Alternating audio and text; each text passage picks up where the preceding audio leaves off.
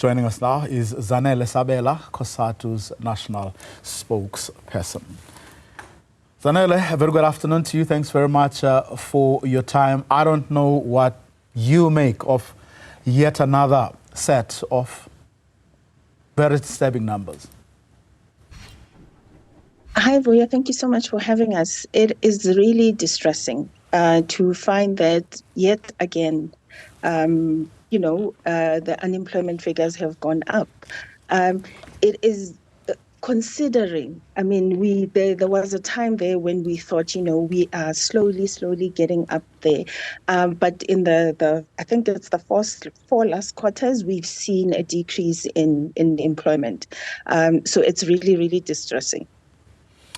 Well, you're surprised, though, because, I mean, it's been a long time coming. Those little gains that we've at times celebrated weren't really making any dent in the actual unemployment situation in the country. Well, call me optimistic, but I thought that we were slowly, like you don't just start by running. First you walk, you crawl, and then you walk. And I thought that's what was happening. We thought that was what was happening. So, and also really, like I say, call us optimistic, but the fact that, Eskom seems to be getting back there, because it's been over 4 months now that we haven't had any load shedding. So just some green shoots would have been nice, but then to find that we are actually, I think the most important figure to look at actually is the expanded definition of unemployment, which includes people who have just stopped looking for work. And that's gone to 42.6%. It's gone up by 0.7%. Which is really distressing when you think about it. And also when you look at young people between the ages of 15 and 24, there's now 60.8% of them that are not in school and not working. So that is something that's really distressing. And those who are 24 until, 25 up till 35, those ones, it's over 41% that are unemployed. So it's not looking good. And as usual, when you look at these figures, it impacts women the most. Women are found to be the ones that are most unemployed. So really, like I said, that because we used to say that, Eskom and Transnet were the ones that were holding back, economic growth. So Eskom is getting up there. There's been reforms at Transnet that show that things are improving there. So that explains why a bit of optimism. Well, there is even less optimism, if you like, when it comes to women. You have mentioned youth unemployment, which we've been talking about whenever these statistics are being released. But black women in particular sitting at 39.9%. And if you look at the expanded definition, you're looking at 50%. This, of course, being Women's Month. And you and many other women are standing on the shoulders of those women that you have, or some of whose pictures are right behind you. Yet another a ticking time bomb. And I'm not for a second belittling or forgetting about the ticking time bomb that is youth unemployment. It means we're even in an even more grave situation, in spite of that optimism of yours. We are in a grave situation when you consider that, is it 51.5% of the population is actually women, and to find that they're the ones that are most unemployed, and black women especially. When you look back at the Commission for Employment Equity report that came out a few months ago, actually, was it just last month? That came out just last month, and it showed that overwhelmingly, top management is still held by white males. And black people, even though they make up 80.7% of the economically active population are the ones that are, sitting at about 17%.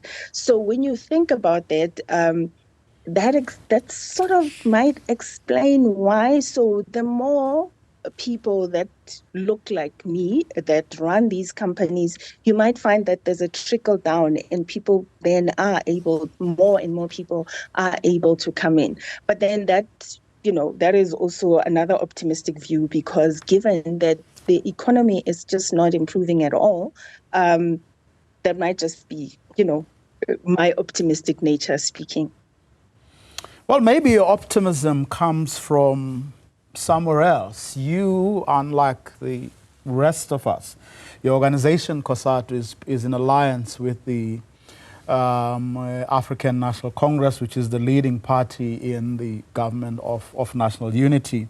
You were part of the ANC's Lekgotla that looked, we were told, at all the problems, inflicting our nation at the moment. Is that perhaps where your optimism comes from? The fact that you perhaps heard or were told there of some ideas that will get us out of the quagmire that we are in? Well, everyone knows that the one thing that government actually needs to do is actually kickstart this economy that has literally stagnated since COVID. Nothing's happened since COVID. And so that's the thing that, they also know that. The ANC knows that. And so do the partners in the GNU. Everyone knows that the one thing that needs to happen is to kickstart this economy. And basically, what we need to do is, give more support to Eskom to make sure that Eskom not only provides us South Africans with electricity, but starts selling to the region the way it used to. Transnet also needs to be fixed to make sure that, it supports, because when Transnet is working effectively, that actually impacts manufacturing, mining, and agriculture. And it's actually quite sad also to see that agriculture is one of the sectors that has lost that has lost jobs, along with construction, along with it says private households, jobs in private households have also dropped. And when you look at that, those are actually vulnerable sectors. These are the vulnerable sectors which are mostly covered by, agriculture, farm workers, domestic workers, and construction workers. Those are the sectors that are covered by the Minimum Wage Act. To make sure that people are not paid a pittance. So when those same vulnerable sectors are the ones that are losing jobs, it's really not looking great. We've spoken about the fact that, the president mentioned during the opening of parliament that we need to turn South Africa into a construction site. So those things need to start happening. We need to fix Eskom, Transnet, we need to fix Metro Rail, because Metro Rail, to get people to work very cheaply because their fares are subsidized. There are also other things that need to happen. We need to fill those critical vacancies at Home Affairs, in the health sector, at schools. Yes. But did you say all those things to your comrades who are in charge in their faces? And if you did, what was the response? So that's the other thing. The other thing is, now that these figures have come up once again, we are actually seeking a very urgent meeting with them so we can sit and speak about these things. And because it is, I'm sure even they realize when these figures come out that this situation, we cannot afford to take our time. It's go time. It literally is go time. Like you said, it's a ticking time bomb. So we need to be doing those things.